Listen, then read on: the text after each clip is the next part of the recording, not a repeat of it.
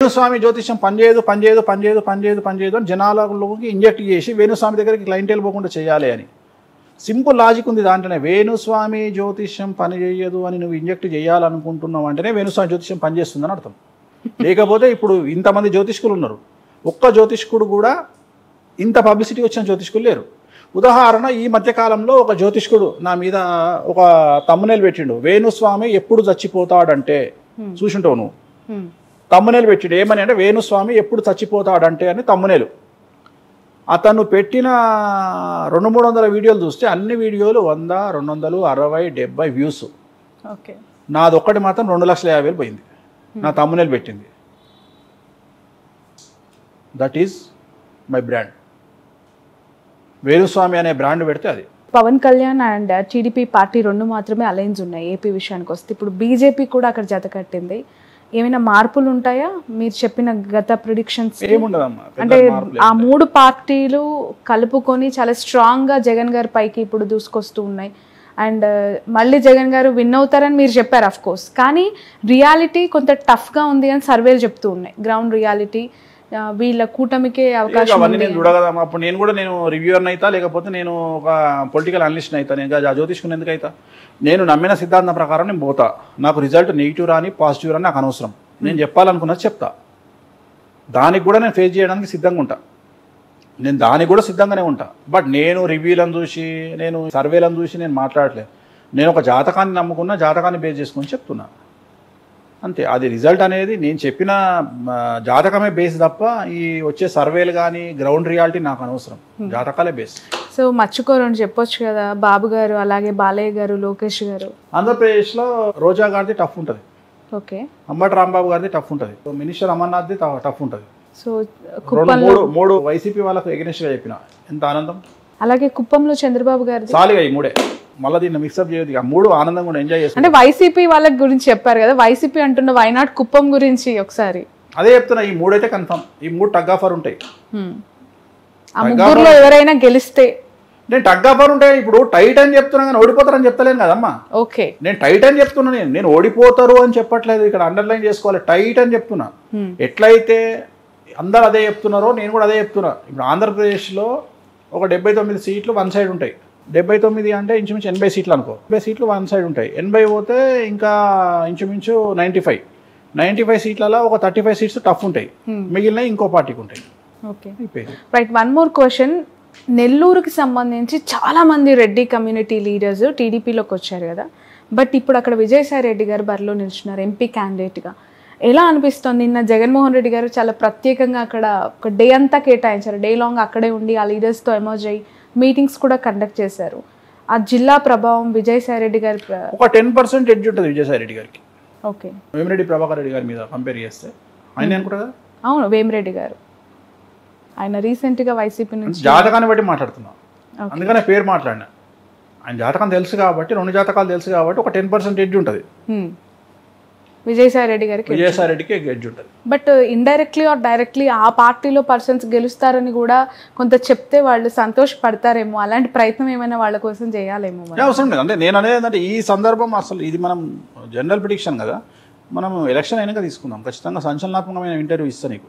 But మీరు on record చెప్పారు last ఇంటర్వ్యూలో ఎలక్షన్ అయినాక జగన్ గారు గెలుస్తారు అండ్ గెలిచిన తర్వాత మళ్ళీ ఇంటర్వ్యూ చేద్దాం అని చెప్పి. బట్ ఇందాక మీరు అన్నారు మేలో మళ్ళీ జాతకం మారుతుంది అని చెప్పి. మిథున రాశిది జగన్మోహన్ రెడ్డిది చాలా మంది దీన్ని ట్రోల్ చేస్తున్నారు యూట్యూబ్లో కానీ ట్విట్టర్లో కానీ. నేను అన్న విషయం ఏంటంటే మిథున రాశి జగన్మోహన్ రెడ్డి గారిది ఎలక్షన్ అయిన తర్వాత ఆయన నెగిటివ్ రిజల్ట్స్ ఉంటాయి. గెలుస్తాడు తర్వాత ఎలక్షన్, నేను రిజల్ట్ తర్వాత మాట్లాడుతున్నా. సో గురువు ఏంలోకి వస్తున్నాడు కాబట్టి అప్పుడు ఏమేమి సమస్యలు ఉంటాయి అంటే ఒక్కొక్క గ్రహం కొన్ని సమస్యలు ఇస్తుంది. సో గురు గ్రహం ఏమేమి ఇస్తుంది, మళ్ళీ పోలీస్ కేసులు అంటారా, కోర్టు కేసులు అంటారా, మళ్ళీ సిబిఐ కేసులు తిరగదొడతారా, మళ్ళీ ఏం చేయాలి అప్పుడు మాట్లాడుకుందాం. మళ్ళీ మనం క్లియర్గా మాట్లాడుకుందాం, చాలా మంది గురించి మాట్లాడుకుంటాం కాబట్టి అప్పుడు నేను ఇచ్చే కొద్దిగా సంచలనాత్మకమైన. సరే కానీ జగన్ గారు గెలుస్తారా, ఓకే చంద్రబాబు గారు గెలుస్తారా? అందరికి మరొకసారి అది కాదు, వేణుస్వామి గారు క్యూబ్ టీవీ ప్రేక్షకులకు అందరికీ కూడా క్రోధినామ సంవత్సర శుభాకాంక్షలు. జగన్ గారు గెలుస్తానన్నారు, ఎన్ని సీట్లు వస్తాయి? ఈ ఉగాది నాడు కూడా మళ్ళీ పండగ నాడు ఫైనల్ గా ఉగాది కాదు, ఉగాది పంచాంగం వింటారు, పంచాంగంలో ప్రకృతి వైపరీత్యాలు వింటారు, సినిమాలు వింటారు, రాజకీయాల దగ్గరకు వచ్చినప్పుడు మరి ఎవరు గెలుస్తారు? మనం ఆల్రెడీ ఒక ఫిగర్ అనుకున్నాం కదా, 95 నుండి 125 మధ్యలో ఎంత ఉండొచ్చు, 96 ఉండొచ్చు, 124 ఉండొచ్చు. బట్ నా ఫిగర్ అయితే మినిమం 95, మాక్సిమం 125. ఈ మధ్య కాలంలో ప్రతి 10 జంటల్లో వింటున్న 5 నుంచైనా కామన్గా వినేది సంతానలేమి సమస్యలు అనేవి. మీరు అన్నారు హాస్పిటాలిటీ అని, majority of the hospitals is IVF centres, సంతానలేమి సాఫల్య కేంద్రాలు అని చెప్పి గల్లీకి ఒక 2-3 మనకి ఇప్పుడు కనిపించేస్తున్నాయి. నిజంగానే జాతకాల ప్రభావం అంటారా, హ్యాబిచువల్ ఇష్యూస్ అంటారా, సంతానం ఎందుకు కావట్లేదు అనే దానికి ముఖ్యమైన సమస్య జాతకాలు. నేను మీకు ఒక విషయం చెప్పిన, కలియుగం అంతే. కలియుగంలో ఎప్పుడైతే డబ్బు పెరిగిందో, అందం పెరిగిందో, అందం మీద కాన్షియస్ పెరిగిందో, సంతానం అనేటువంటి తగ్గింది. రెండోది, పుట్టిన సంతానానికి కూడా హెల్త్ ప్రాబ్లమ్స్ పుడుతున్నారు. ఆటిజం. అందం మీద కాన్షియస్ పెరిగితే ఖచ్చితంగా పెళ్ళైన తర్వాత కనాలనుకుంటారు, బట్ అది ఇద్దరి దగ్గర ఒకరిని అందం కాదు నేను మాట్లాడేది. నేను అనేది అందం డిఫరెంట్ కాన్సెప్ట్. ఇప్పుడు నయనతార ఉంది, నయనతార బికాజ్ ఆఫ్ అందము అంటే ఆమె ఏంది అంటే ఆమె శరీర సౌష్టంలో ప్రాబ్లం వస్తుంది, తను సినిమాలు చేయాలి ప్రాబ్లం వస్తుంది కాబట్టి తను సరోగసికి పోయింది. నేను అట్లా మాట్లాడతలేను.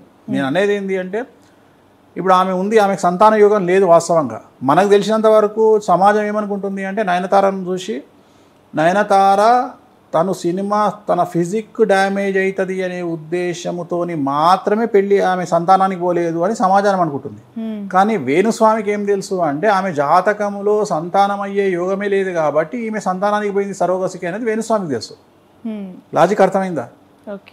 సో ఇక్కడ సరోగసికి ఎందుకు పోయింది అంటే ఆమెకు పుట్టుకనే. ఎందుకంటే ఇప్పుడు కాజల్ అగర్వాల్ ఉంది, కొడుకుని కన్నది, మళ్ళీ వచ్చి సినిమా చేసింది. మొన్న చేసిన బాలయ్యబాబుతో సినిమా చేస్తే 2.5 కోట్లు రెమ్యునేషన్ ఆమెకు హీరోయిన్గా. ఆమె వచ్చి చేస్తలేదా? రెండోది, ఇప్పుడు ఎంతమంది హీరోయిన్లు మన సర్జరీ కాగానే పిల్లల్ని కనంగానే ఇమీడియట్గా వచ్చి టమాటాకి చేయించుకుంటారు, వచ్చి సినిమాలు చేస్తున్నారు. ఎంతమంది చేస్తలేరు? సో ఇక్కడ ఆమె సినిమా ఇండస్ట్రీ కోసం, స్ట్రక్చర్ కోసం అని చెప్పేసి, ఫిజిక్ కోసం అని చెప్పేసి తల్లి కాలేదు కాదు, తప్పది. ఆమె జాతకంలో యోగం లేదు, తనకు యూట్రస్ ప్రాబ్లం ఉంది. రెండోది ఏంటంటే మన హైదరాబాదు కేంద్రంగా ఉన్నటువంటి 2 సెలబ్రిటీలు లాస్ట్ 1-2 ఇయర్స్లో పిల్లల్ని కన్నటువంటి 2 కూడా సరోగసిగానే కన్నారు పిల్లల్ని. కానీ నేను ఒక విషయం చెప్తాను. ఇది ఒక 2 సంవత్సరాల కింద జరిగింది. మాకు తెలిసినటువంటి ఒక అమ్మాయి నా దగ్గరకు వచ్చింది, జాతకం చూసి, అమ్మ నీ జాతకంలో సంతాన యోగం లేదని చెప్పిన. సంతాన యోగం లేదు అంటే ఆ అమ్మాయి ఒక మాట చెప్పింది, సంతాన యోగం లేదు గురువు గారు, కానీ మా ఆయన 2వ పెళ్లి చేసుకుంటా అంటుండు, నన్ను ఏం చేయమంటారు? డాక్టర్ దగ్గరికి పోయిరట. డాక్టర్ దగ్గరికి పోతే డాక్టర్ చూసి అబ్బాయి కౌంట్ బాగానే ఉంది కానీ అమ్మాయి జాతకంలో సమస్యలు ఉన్నాయని చెప్పిండట. చెప్తే వాడేమంటాడు, అవకాశం దొరికింది వానికి, మొగడుకి, నేను ఇంకో పెళ్లి చేసుకుంటా, పిల్లలు పుడతలేరు కదా. సో ఈ సాకుకు అడ్డం చూపించి ఇంకో పెళ్లి చేసుకుందామని స్కెచ్ చేసిండు. ఈ పిల్ల ఏమంటుందంటే, అమ్మాయి గురూజీ నా మొగడు ఇట్లా ప్లాన్ చేస్తున్నాడు, సో దీనికి నేను ఒక విరుగుడు ప్లాన్ చేసిన. ఏందమ్మా? ఏం లేదు, కడుపు వచ్చిందని మా తల్లిగారింటికి పోతా. చూడమ్మా ఇది ఎంత డ్రామాటిక్ ఉంటుందో. కడుపు వచ్చిందని మా తల్లిగారింటికి పోతా, 9 నెలలు ఆడనే ఉంటా. నేను ఆల్రెడీ వేరే దగ్గర దత్తతకు ఒక పిల్లని మాట్లాడుకున్నా, అప్పుడే పుట్టిన పిల్లగాని, ఆమె డెలివరీతో ఉంది. పిల్ల పుట్టినా పిల్లగాడు పుట్టినా డెలివరీ కాగానే పట్టుకొస్తా. పట్టుకొచ్చి నాకే పుట్టిండు అని సీన్ క్రియేట్ చేస్తా. మళ్ళీ సీన్ క్రియేట్ చేస్తా అంటే మరి నేను అంతా మేనేజ్ చేసుకుంటాను. నేను హాస్పిటల్ మేనేజ్ చేసుకుంటా, డాక్టర్ని మేనేజ్ చేసుకుంటా, అన్ని మేనేజ్ చేసుకుంటా. నేను నమ్మిస్తా. ఇప్పుడు నువ్వు ఈమె పుట్టిందంటావా, సరోగసి అంటావా, లేకపోతే ఐవీఎఫ్ అంటావా? ఇట్లాంటి సీక్రెట్లు ఎవరి దగ్గర మాట్లాడతారు? మాదేనే మాట్లాడతారు కదా, నమ్మకం వల్ల. నేను అందుకనే పేర్లు చెప్పట్లేదు. ఇప్పుడు నేను ఏం చెప్పాలి? ఇప్పుడు ఆ అమ్మాయి ఉదాహరణ, నేను ఆ భార్యాభర్తలు 2 నా దగ్గరకు వచ్చినప్పుడు, ఆ పిల్ల బంధువులు నా దగ్గరకు వచ్చినప్పుడు నేను ఈ అమ్మాయికి సంతాన యోగం లేదు అని చెప్పిన. చెప్తే ఆ అమ్మాయికి ఒక్కదానికి తెలుసు సంతాన యోగం లేదని. ఆ అమ్మాయికి కూడా తెలిసి ఏంటంటే, ఆ అమ్మాయి తర్వాత నేను ఏదైతే చెప్పిందో అదే చేసింది. ఇప్పుడు ఆ అమ్మాయి కొడుకుని వేసుకొని తిరుగుతుంది. వానికి 1 ఇయర్. సేమ్ నేను చెప్పినట్టు లోపల బట్టలన్నీ పెట్టుకుంది, చీరలు గీరలన్నీ పెట్టి మొత్తం మీద కడుపు వచ్చినట్టు నమ్మకాన్ని క్రియేట్ చేసింది బంధువులల్లా. తల్లిగారింటికి పోయింది. బట్ ఎక్కడ ఒక చిన్న డౌట్ కూడా రాలేదు, ఎక్కడ రాలే, ఎవరికి రాలే. చాలా సినిమాటిక్ ఇప్పుడు చాలా జరుగుతున్నాయి ఇట్లా కేసులు. ఎందుకంటే ఇప్పుడు చాలా మంది ఏం చేస్తారు అంటే, నాకు తెలిసిన పెద్ద పెద్ద సెలబ్రిటీలు బాగా ఏం చేస్తారంటే, సరోగసిని వీళ్ళకు యూట్రస్ ప్రాబ్లం వల్ల ఓవరీస్ ప్రాబ్లం వల్ల, ఏజ్ ప్రాబ్లం వల్ల. ఎందుకంటే ఈ సెలబ్రిటీస్ చాలా వరకు 35, 36, 37 తర్వాత పెళ్లి చేసుకుంటారు. వీళ్ళకి సంతాన యోగం చాలా తక్కువ మందికి ఉంటుంది ఆ ఏజ్లో. అప్పుడు ఏం చేస్తున్నారు వీళ్ళు అంటే సరోగసికి పోతున్నారు. మొత్తం సరోగసికి పోయి అవుట్కమ్ ఏం చేస్తున్నారు అంటే వీళ్ళే అన్నట్టు బిల్డప్ ఇస్తున్నారు. వాస్తవంగా సరోగసి అనే బిల్డప్ ఇయ్యరు. అంటే ఆ టైంకు వీళ్ళు ఏం చేస్తారు, హాస్పిటల్కి పోయి హాస్పిటల్లో డెలివరీ అయినట్టు సినిమా క్రియేట్ చేసి బయటకు వస్తారు. కానీ వాస్తవంగా మొత్తం సరోగసి బ్యాక్గ్రౌండే ఉంటుంది వీళ్ళకు. అందుకని ఏమైపోయింది, ఈ మధ్యన సెలబ్రిటీస్ గురించి నేను సంతాన యోగం లేదు అని చెప్పడం ఆపేసిన. ఎందుకంటే వీళ్ళు ఇచ్చేసి ఆ సినిమా స్టోరీ మీద మనం ఓడిపోతాం. అందుకని నేను చెప్పట్లేదు ఎక్కడ కూడా. సో చాలా వైరుధ్యాలు వచ్చినాయి. రెండోది ఏంటంటే సెలబ్రిటీస్ లో ఇది ఇలాంటి స్టోరీ ఎక్కడైనా జరిగిందా? జరుగుతూనే ఉంటాయి అమ్మా, కామన్గా ఈ మధ్య కాలంలో జరుగుతూనే ఉంటాయి. వాళ్ళు ప్రతిదానికి వాళ్ళ మీద పడి ఏడవడం ఎందుకు, మళ్ళీ నేను చెప్తే నువ్వు ఏదో అంటూ పేరు చెప్తావు ఎందుకు? సో సహజంగానే జరుగుతూనే ఉంటాయి ఇవన్నీ. సో సంతానం లేకపోవడానికి ప్రధానమైనటువంటి కారణం నేను ఇందాక చెప్పినట్టు శుక్రుడు, గురువు, కుజుడు వీళ్ళు బాగలేకపోతే సంతాన యోగం ఉండదు. కొంతమందికి ఐవీఎఫ్కి పోయినా సంతాన యోగం ఉండదు. కొంతమందికి లాస్ట్కు సరోగసి ఆప్షన్. సో సరోగసికి పోవాలంటే చాలా బడ్జెట్ కాబట్టి చాలామంది ఐవీఎఫ్కి పోతారు. కానీ ఐవీఎఫ్కి పోయి కూడా చాలా లక్షలు ఖర్చు పెట్టుకున్న బీద వాళ్ళు, తినడానికి తిండి లేని వాళ్ళు కూడా 30-40 లక్షలు ఖర్చు పెట్టి ఐవీఎఫ్లోకి పోయినటువంటి నాకు తెలుసు. సో దీనికంటే బెటరు నేను చెప్పినట్టు హ్యాపీగా కామాఖ్యకి వెళ్ళిపోవాలి. సంతానం లేకపోతే కామాఖ్యలో ఒకరోజు నిద్ర చేసుకోవాలి. హ్యాపీగా కామాఖ్యలోనే ఉండి అక్కడనే కలిసే ప్రయత్నం చేయండి. ఫిజికల్గా డేట్లు చూసుకోండి, సర్కిల్ తెలుసు అందరికీ, కనుక్కోండి, డాక్టర్ని అడగండి, మీ సర్కిల్ ఏమొస్తుంది, మెన్సెస్ సర్కిల్ చూసుకోండి. హ్యాపీగా వెళ్ళండి, కామాఖ్యలో నిద్ర చేయండి, అక్కడే కలవండి భార్యాభర్తలు. ఖచ్చితంగా సంతాన యోగం ఉంటుంది. సో హ్యాపీగా సంతానాన్ని పొందండి. రైట్. అంటే ఇలాంటి సమస్యలకి కామాఖ్య అని చెప్పి, లేదు ఏదైనా విజయం సాధించాలి అనేవాళ్ళు, ఇబ్బందుల్లో ఉన్నవాళ్ళు కామాఖ్య అని చెప్పి, కొన్ని ఇంకా జాతక దోషాలు ఉంటే త్రయంబకేశ్వర్ అని చెప్పి, అక్కడికి వెళ్తేనే వాటి రిఫ్లెక్షన్ ఉంటుందా? అక్కడికి వెళ్తేనే వాటి పాజిటివ్ వైబ్స్ ఉంటాయా? తప్పకుండా, అంతే కదా. వాటికి వేరే ఆల్టర్నేటివ్ ఏం మెథడ్స్ లేవా? ఇప్పుడు క్యాన్సర్ రోగం ఉంది, ఖచ్చితంగా క్యాన్సర్ రోగం ఉన్నోడికి పెట్ స్కాన్ చేయాల్సిందే. మామూలు ఏం ప్రాబ్లం లేనికి అల్ట్రాసౌండ్ చేస్తారు. ఏం ప్రాబ్లం అంటే చిన్న చిన్న సమస్యలను అల్ట్రాసౌండ్ చేస్తారు. కాలు బొక్క తిరిగింది అంటే ఎక్స్రే తీస్తారు. కానీ క్యాన్సర్ స్కాన్ చేయాలంటే పెట్ స్కాన్ చేయాల్సిందే. ఓకే. సో ఖచ్చితంగా త్రయంబకేశ్వర్లో ఎందుకు పూజ చేస్తారు అంటే త్రయంబకేశ్వర్లో బ్రహ్మ క్షేత్రపాలకుడు. అంటే బ్రహ్మ క్షేత్రపాలకుడు అంటే మన తలరాత రాసేది బ్రహ్మ, మార్చేది బ్రహ్మ. అందుకని అక్కడికి వెళ్ళి పూజ చేసుకుంటే తలరాత మారుతుంది.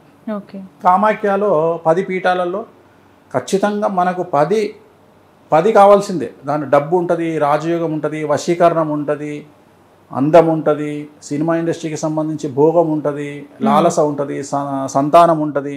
సో ఒక అమ్మాయికి కాకపోతే ఇక్కడ కామాఖ్యకి సంబంధించి ఏంటంటే అమ్మాయిల రిజల్ట్ ఎక్కువ ఉంటుంది. అంటే అబ్బాయిల కంటే అమ్మాయిలకు ఎక్కువ రిజల్ట్ ఉంటుంది. కామాఖ్య అనేది యోని రూపంలో ఉండే దేవాలయం కాబట్టి అక్కడ పూజలు అమ్మాయిలు చేస్తే చాలా తొందరగా వాళ్ళకి ఫలిస్తాయి. అబ్బాయిల కంటే కూడా అమ్మాయిలకు ఫలిస్తాయి.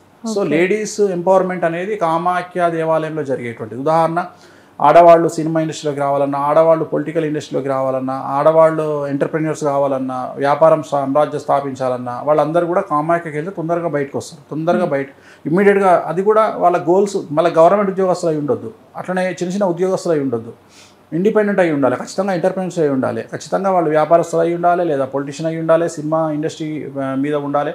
అట్లాంటి వాళ్ళకు కామాఖ్య బాగా సహకరిస్తుంది. అట్ ది సేమ్ టైం మగవాళ్ళైనా అంతే. సో ఇప్పుడు ఆల్రెడీ సంవత్సరానికి ఒక 5 కోట్లు వ్యాపారం చేస్తున్న వాడికి కామాఖ్య దేవాలయంలో పూజ చేస్తే 10 కోట్లకి ఎదుగుతాడు.